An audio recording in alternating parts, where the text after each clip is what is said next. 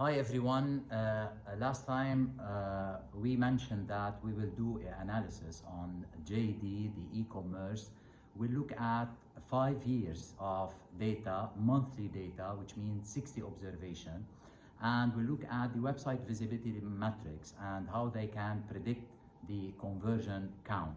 So we did the analysis, but from a visualization point of view, we couldn't find that when backlinks increase, the conversion count increase.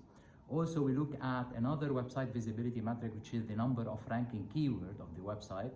And as you can see in the chart, we couldn't as well find an increase in conversion count when the number of keyword increase. However, when we look at the visits to the website, we find a significant increase in the conversion count with the increase in the visit.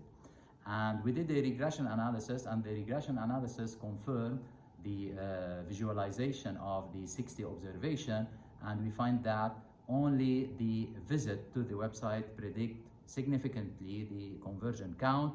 A 1 unit increase in the visit could increase 1.6 the conversion count. Next week, we will check if the differences in backlinks or the changes from a month to month will increase the conversion count. So we'll see you next week with the other analysis.